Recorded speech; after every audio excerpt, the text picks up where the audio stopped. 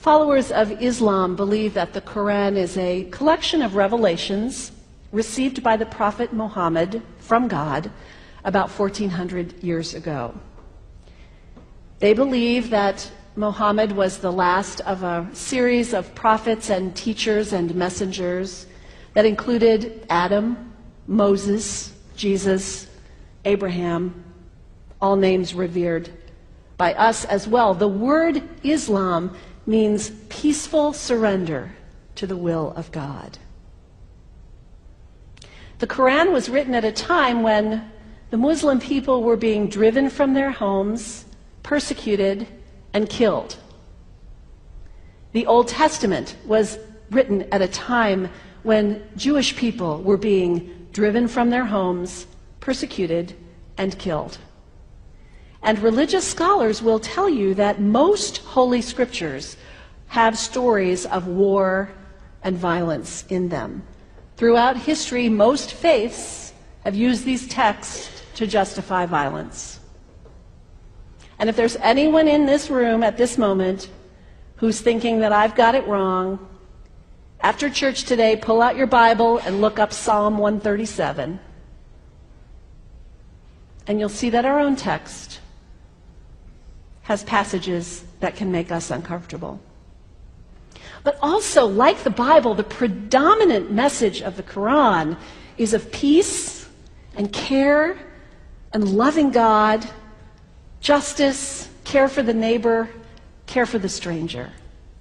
In the Bible, we have thou shalt not kill. In the Quran, we have whoever kills another, surely he is killing all of humanity. And whoever saves the life of another, surely he saves the lives of all humanity. These are words of peace, words of faith, words that could save the world if we would take them to heart. The second thing you can do, the next time someone sends you one of those emails demonizing Islam, delete it. Don't forward it. Don't participate in the stereotyping. Don't give in to your fear. It's okay to be a little afraid. We all have those emotions. Just don't give in to it. Don't sign on for it. Don't focus on this tiny group of extremists who commit acts of violence. Focus on the hundreds of millions of Muslim people in the world who are people of faith, whose priorities and concerns and families are not so different from your own. And third, when you think of Muslim people, think of individuals. Think of the professor at Ohio State. Think of the engineer at Honda. Think of the teacher at the elementary school down the street.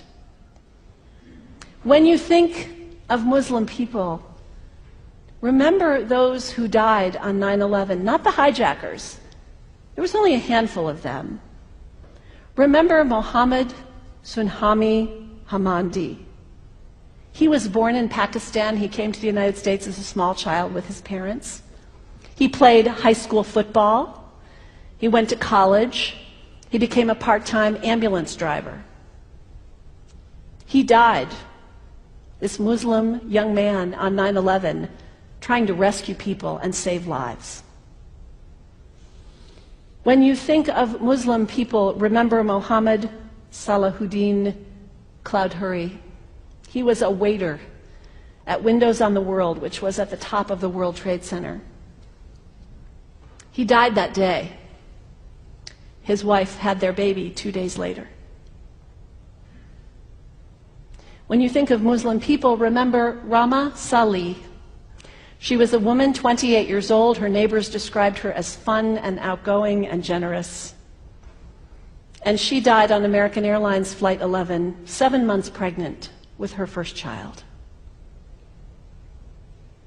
Remember the founder of the Islamic Circle of North America, who worked in the World Trade Center and also died on September 11th.